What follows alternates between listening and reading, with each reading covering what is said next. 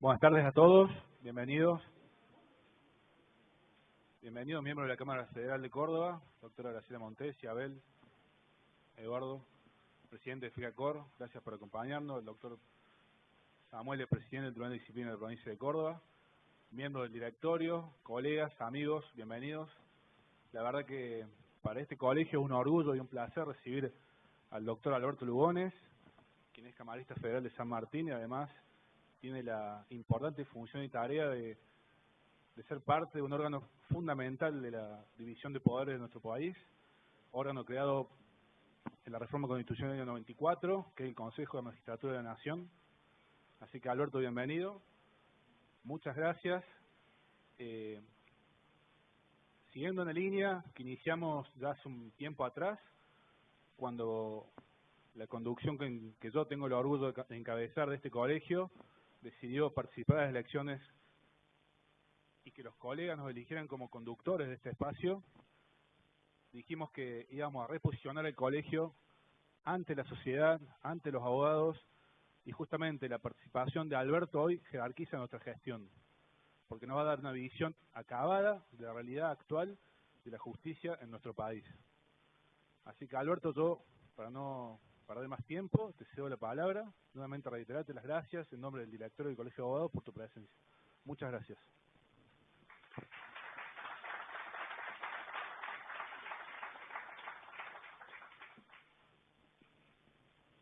Muchas gracias, buenas tardes. Es un placer para mí estar con gente amiga, mucha gente que conozco y que voy a conocer seguramente en el transcurso del día. El Consejo de la Magistratura es un órgano central en el funcionamiento del Poder Judicial. Vamos a empezar por verdades que son indiscutibles. Está conformado por jueces, por abogados, por académicos, por representantes del Poder Legislativo, representantes del Ejecutivo, de una manera tal, por la 26080, 13 miembros que hacen que debiera funcionar a través de consensos. Cuando funciona a través de consenso, obliga a todos los que integramos el Consejo a negociar cada paso que damos, y cuando hablamos de negociar, en el sentido más amplio y pristino que tienen que tener los cuerpos colegiados, en el cual no hay un toma y daca, es decir, yo no te doy esto para que vos me des esto otro, sino tratando de llegar a consensos que nos permitan avanzar en el mejor sentido. Aquellos que venimos del Poder Judicial, a su vez, tenemos otra obligación, que es garantizar a nuestros colegas que si tienen un problema, que sea una denuncia en su contra, vamos a asegurarle el debido proceso. Y cuando lo digo así, ustedes dirán, es lógico. Por más que sea un ámbito donde se juzguen las actuaciones de los magistrados, lo cierto es que muchas veces la lógica no se aplica en la realidad. Lo que parece que está en nuestra Constitución Nacional, en el artículo 18, lo que está en el Pacto de San José de Costa Rica, en cuanto a los ciudadanos jueces que son juzgados en el ámbito del Consejo de la Magistratura, también tienen que tener garantizado su derecho de defensa en juicio. Lo cierto es que muchas veces eso no ocurre. Solo para entrar así en un tema que seguramente después nos va a llevar un poco más, cuando el relator de Naciones Unidas hace un informe respecto de ciertas prácticas, llamémoslo así, en el Consejo y en otros ámbitos del Estado en estos últimos años, explica supuestos en los cuales hubo violaciones a las garantías del debido proceso. Por ejemplo, en el caso del juez Freiler, juez de la Cámara Federal de Capital Federal, que fue removido por juicio político, que se le investigó supuesto enriquecimiento ilícito, no cumpliendo lo que prevé específicamente las normas, que el juzgamiento del supuesto enriquecimiento ilícito de los magistrados lo tiene que hacer un juez federal, conforme el procedimiento que está, una vez que el fiscal entiende que puede haber un enriquecimiento ilícito, se le corre vista a los efectos de que él dé explicaciones. Esa explicación se dio en el ámbito de la justicia federal y el resultado fue satisfactorio, no se impugnó. Cuando se inicia el trámite respecto de este magistrado, el Consejo entra a asumir funciones que eran propias de un juez instructor federal, por ejemplo, pidiéndole informes a los bancos respecto de los trámites, de las cuentas corrientes o de los distintos procedimientos que había tenido en el tema bancario este magistrado, excediendo las facultades que están previstas específicamente en la propia Constitución, en nuestro reglamento, y actuando mucho más allá de las funciones que tenemos. Pero, digamos, esto puede ser un tema de discusión. Cuando yo llego al Consejo, inmediatamente voy planteando y me planto con el tema de que no podemos nosotros cumplir funciones que son propias de los magistrados. Nosotros estamos ahí para actuar e investigar desde un punto de vista administrativo, y si encontramos una responsabilidad política, tenemos que ser implacables con los jueces que no actúan como corresponde. Esto no se hizo en ese caso, por eso en el informe que hace el relator de Naciones Unidas en lo que se refiere a independencia del Poder Judicial, lo menciona como un caso. Pero en realidad lo más grave del caso, y esto a ustedes como abogados les tiene que resultar casi inadmisible en toda circunstancia, es que aún en ese supuesto había 8 consejeros que estaban dispuestos a votar el juicio político, el inicio del juicio político. Había 5 consejeros que estaban dispuestos a votar en contra. No se llegaba a la 2/3 parte. Se resuelve una cuestión dudosa que era si cuando la ley 26.080 que rige el actual Consejo no requería ser abogado de la matrícula para integrar el Consejo, si eso era de aplicación inmediata o era de aplicación para un momento posterior. Hay un fallo de la Justicia Contencioso Administrativa de la Ciudad de Buenos Aires que establece que debían cumplir con todos los requisitos. Entre los requisitos que se debe exigir era el de ser abogado. En consecuencia, había un senador que representaba al Frente para la Victoria que no tenía este requisito. Se notifica al Consejo, no había transcurrido el lapso de tiempo con lo cual el Consejo podía impugnar, no había cesado su función este senador. Se decide cambiarlo, no es la palabra cambiarlo, designar a otra persona que era el consejero Páez, sustituirlo, va a la Corte Suprema, en la Corte Suprema lo tienen tomando café, así fue, 2 horas. En esas 2 horas el Consejo que estaba sesionando adelanta el temario para tratar el tema Freiler, lo adelanta aún en contra de supuestos que ocurren nuevamente cuando nosotros tenemos en cada plenario entrevista a aquellos que participan en concurso, y en consecuencia lo primero que hacemos es se le toma la entrevista y después se empieza a anotar el temario.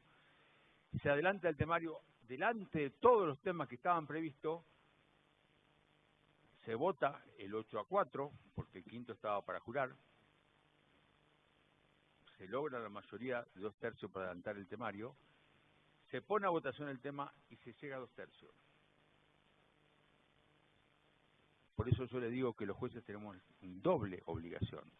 La primera obligación es trabajar como consejero, pero aún trabajando como consejero, seguimos siendo jueces, y como jueces debemos respetar lo que establece la Constitución Nacional. En este supuesto, lo que establece la Constitución Nacional es que deben estar representados en el Consejo de la Magistratura todos los estamentos que están previstos en la ley 26.080.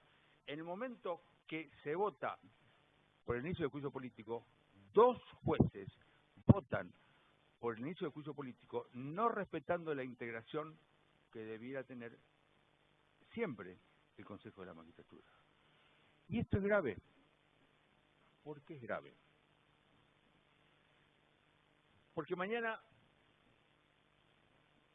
hay otro juez que no me gusta, y en consecuencia hay un legislador que viene del interior, un abogado que viene del interior del país, cualquier otra persona que viene de alguna parte que no sea cercana a Buenos Aires, hay un problema, esta persona no viene, no se presenta y adelantamos la votación para votar lo que nosotros queremos. Y esto es lo que nosotros como abogados y como jueces y como académicos, todos comprometidos a respetar la Constitución Nacional, no debemos permitir. No sé si Freiler era digno de seguir siendo juez. Un tema que no me tocó juzgarlo a mí porque yo no intervenía en ese momento como consejero. Lo que sí tengo claro que Freiler debía, y nosotros teníamos que garantizarle, los que estaban en el Consejo de la Magistratura tenían que garantizarle, era que se respetara las garantías del debido proceso. En este caso, que no se violentaran las mayorías y no se avanzara en el juzgamiento hasta que no estuvieran cubiertos todos los representantes de cada uno de los estamentos que conforman el Consejo de la Magistratura. Esto para empezar livianito.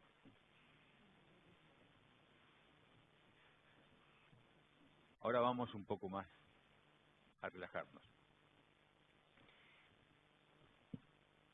Hoy me preguntaban hace un rato en un programa periodístico si yo pensaba que el gobierno que termina había afectado el funcionamiento del Poder Judicial.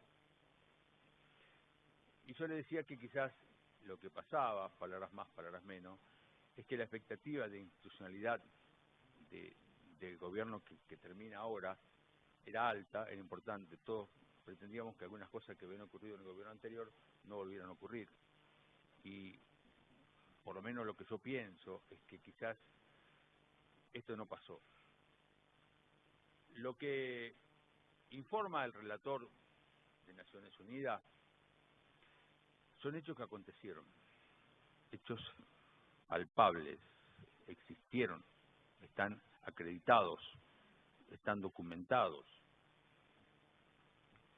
Es decir, cuando nosotros este consejo va a tener que contestarle, responderle al relator de Naciones Unidas si realmente se afectó la independencia del Poder Judicial, no vamos a poder hacer otra cosa que, al margen de las opiniones personales, aportar las pruebas documentales de lo que ocurrió. Entonces, nos preguntan, por ejemplo, el relator de Naciones Unidas,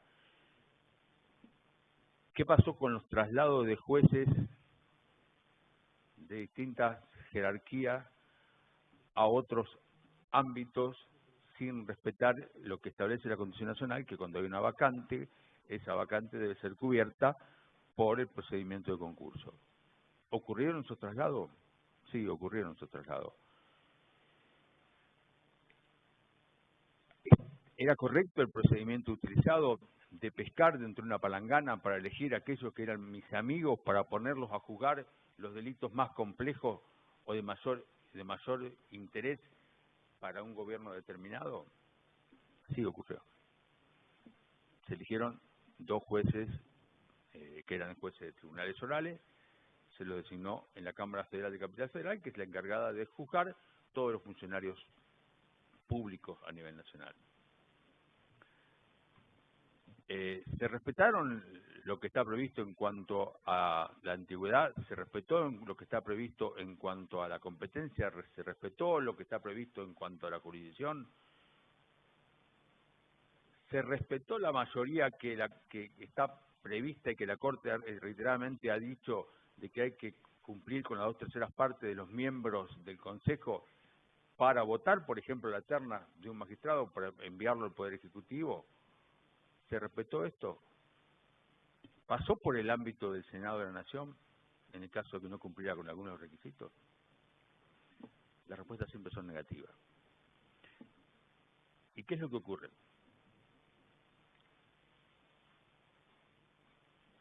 apenas me toca entrar a mí al Consejo de la Magistratura, presento un reglamento que dispone que no puede haber traslado, más allá que los traslados no es el procedimiento adecuado, porque el procedimiento adecuado es ir a un concurso, estar internado en el concurso, luego que el Poder Ejecutivo lo elija, que luego que el Poder Ejecutivo lo envíe al Senado de la Nación, el Senado de la Nación tiene que dar el acuerdo, luego el Poder Ejecutivo, cuando le dan el acuerdo, va a firmar el pertinente decreto, luego el juramento ante el órgano que corresponda para asumir, y así cumplimos el requisito que establece la Constitución Nacional. Esto no se dio. Entonces, ¿eso afecta a la independencia del Poder Judicial? Y yo creo que sí. ¿Por qué la afecta? Me preguntan, estos días atrás me han preguntado, ¿qué va a ocurrir con los jueces que fueron trasladados sin cumplir estos requisitos? Porque mi reglamento se aprobó, el reglamento exige 2/3, el reglamento exige, cuando no se cumplen algunos requisitos previstos, tiene que haber acuerdo del Senado. ¿Por qué? Porque yo lo que quiero es que si se produce un traslado que se consensuó entre todos los integrantes del Consejo y se da el acuerdo del Senado, va a estar legitimado, y en consecuencia esa legitimación le va a dar mayor independencia en cada una de esas decisiones. ¿Qué pasa con aquel que fue designado por una mayoría que no cumple con esto y no tiene el acuerdo del Senado? Está a tiro de decreto. Esa es la palabra que yo sostuve y que los medios dicen. Está a tiro de decreto. ¿Qué significa estar a tiro de decreto? Que el Poder Ejecutivo que viene puede decir, ellos no pueden seguir siendo jueces. ¿Está bien? Está bien. No es el Poder Judicial que yo quiero. Y vuelvo un poquitito para atrás. Una de mis propuestas más importantes en el funcionamiento del Consejo de la Magistratura, que tenemos que garantizar celeridad y transparencia. En los concursos tenemos que garantizar celeridad y transparencia. ¿Por qué? Transparencia para que los concursos no sean cuestionables de ninguna manera. Y celeridad para que las vacantes se cubran rápidamente.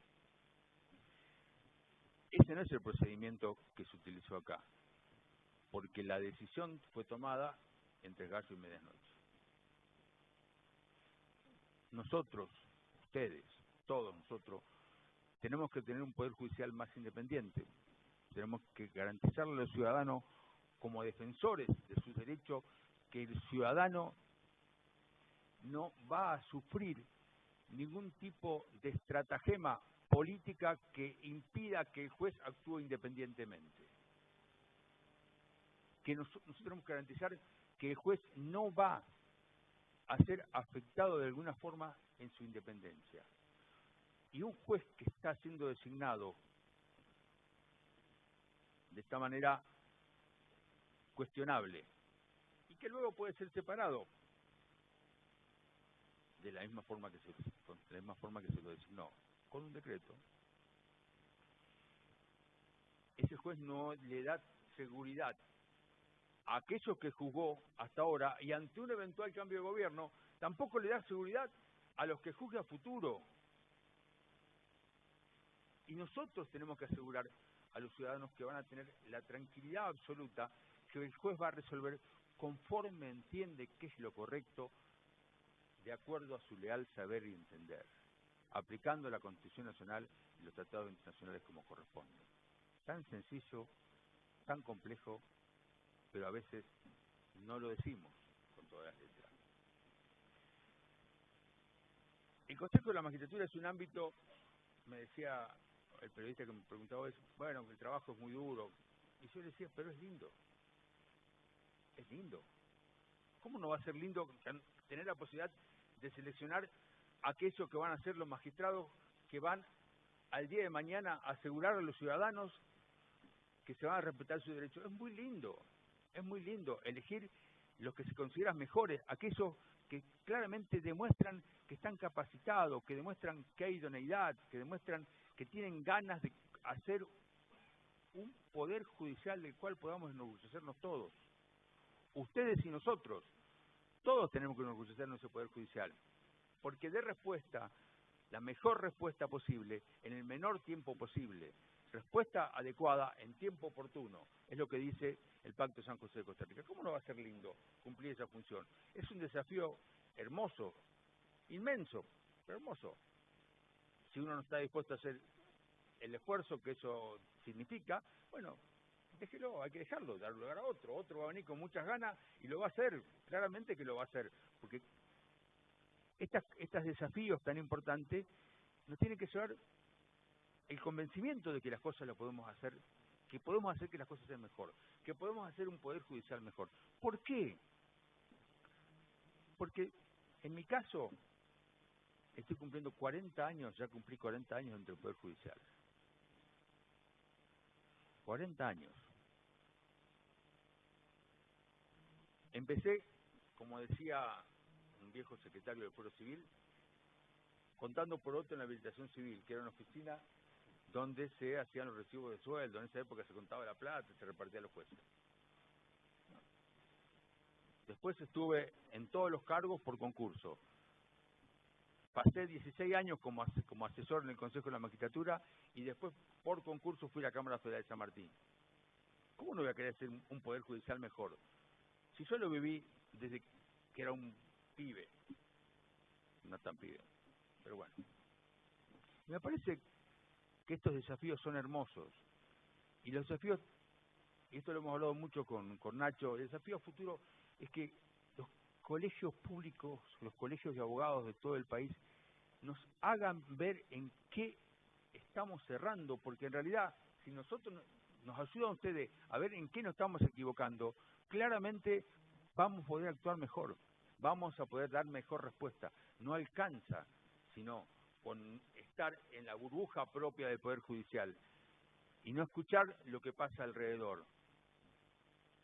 Por eso, cuando me invita Nacho, yo digo, sí, ¿cómo que no?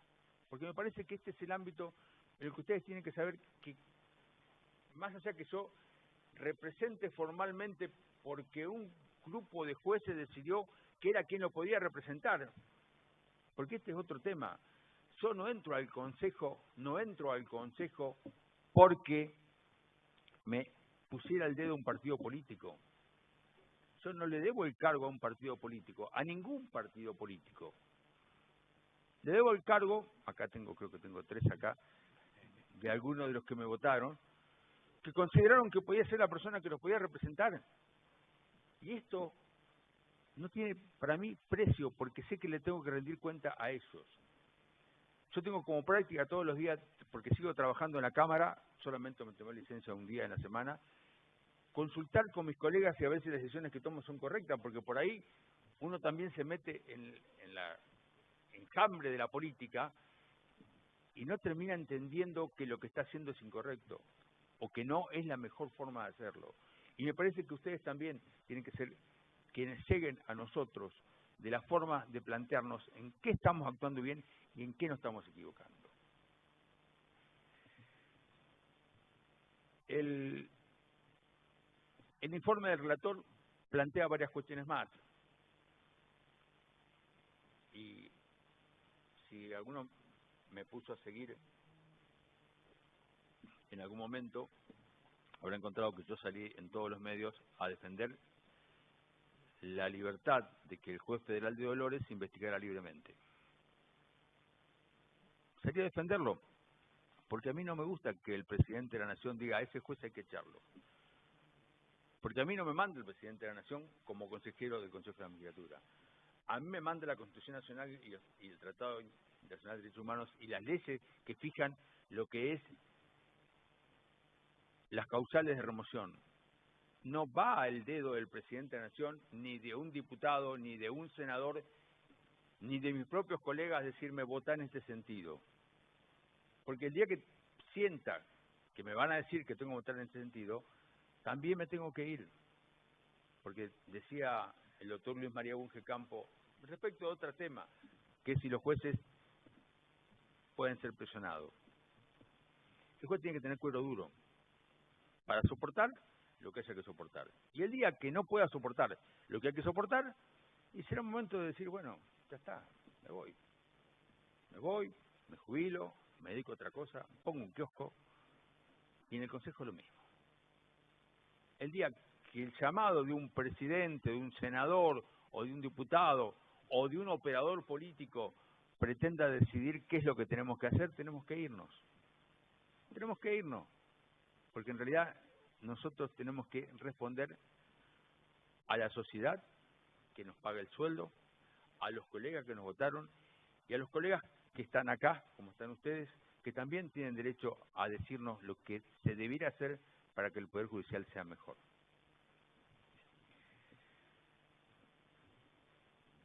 ¿Qué va a pasar? Nos decía, me preguntaba este periodista, ¿qué va a pasar con el nuevo gobierno? Y yo espero que el nuevo gobierno no cometa errores que cometieron en otro momento. Nosotros, como consejeros del Consejo de la Magistratura, no tenemos que permitir que se cometan esos errores. Tenemos que garantizarles a los jueces la tranquilidad para juzgar como deben juzgar.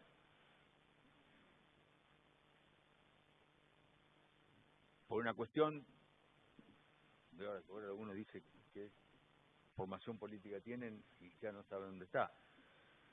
Mi formación política de radical, alfonsinista, progresista, hoy no sé dónde me tengo que ubicar. Claramente en el gobierno que se va no me siento representado. Por eso hasta digo que puedo tener alguna cercanía un poco más con el gobierno que entra, pero la cercanía un poco mayor que tenga con el gobierno que entra no está para que yo sea un instrumento del gobierno que entra para hacer nada en contra de los jueces que no le gusten al gobierno que entra. Porque nuestra función no es hacer algo para que le guste al gobierno que está en el momento. Porque cuando nos eligen como jueces, en el momento que pasamos por todos los concursos, que nos seleccionan como jueces, no alcanza un llamado por teléfono de nadie para que nosotros decidamos de manera distinta a la que pensamos. Y esto no significa que nos llamen por teléfono. Por supuesto que nos llamamos por teléfono. Somos jueces federales, tenemos muchas cuestiones que se definen, que tienen que ver con el Estado y con la política en el sentido más alto de la palabra. Pero una palabra o un llamado por teléfono no nos va a torcer las decisiones que tenemos que hacer. Con el gobierno que viene, yo espero tener la mejor relación y poder trabajar para un poder judicial mejor. Y ustedes también tienen que hacer lo imposible desde los distintos ámbitos de colegiatura, acá, en la FACA, en los distintos ámbitos, también para garantizar eso, porque tenemos que trabajar todos juntos. El Poder Judicial mejor, el Poder Judicial serio, el Poder Judicial resolviendo las cosas como entiende que es correcto, el Poder Judicial independiente, nos va a permitir tener un Estado mejor. Y no les quepa ninguna duda. Entonces, de esta manera introduzco un par de temas como para que, a ver si ustedes quieren hacerme alguna pregunta y avanzamos un poco más, porque en realidad no quise desarrollar todo lo que dice el relato del relator de Naciones Unidas sobre independencia, porque probablemente si esta denuncia se hubiera hecho en otro tiempo, también es probable que también hubiera cosas que cuestionar. Pero como yo no le debo mi cargo a futuro, no le debo mi cargo, sí, al que firmó como presidente de la Nación, pero tampoco se lo debo. Me firmó porque entendió que era la persona que debía desempeñarse en ese lugar. Debemos entender que la independencia que reclamamos para ejercer como jueces, la reclamamos también para ejercer en el Consejo. Y la vamos a seguir actuando de esa manera. Porque si no actuamos de esa manera, vuelvo a insistir, ya tenemos edad suficiente para dedicarnos a otra cosa, ir, no sé, a jugar a las bochas, o pasear, el mundo es lindo y hay muchas cosas por hacer, o disfrutar a los hijos que uno tiene. Estoy a disposición de ustedes para las preguntas que me quieran hacer, o sobre cualquier pregunta que me quieran hacer, sepan que no le voy a escapar a ninguna de ellas.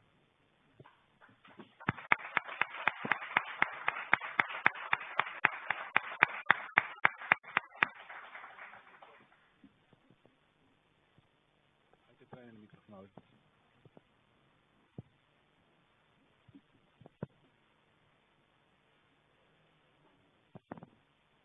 Querido Hola. Querido Alberto, una pregunta un poco urticante y sé que no le vas a esquivar el bulto. ¿Qué posibilidades reales hay de que el Consejo de la Magistratura logre el presupuesto que realmente se merece para que podamos tener la justicia en lo material y en lo económico? Hablo de papel, hablo de computadoras, hablo de sistemas de conexión, de que tenemos Lexien, que permanentemente se vive cayendo por dificultades técnicas. ¿Qué posibilidades hay que reales que se pueda revertir esta situación y que el presupuesto sea acorde a las necesidades del Consejo?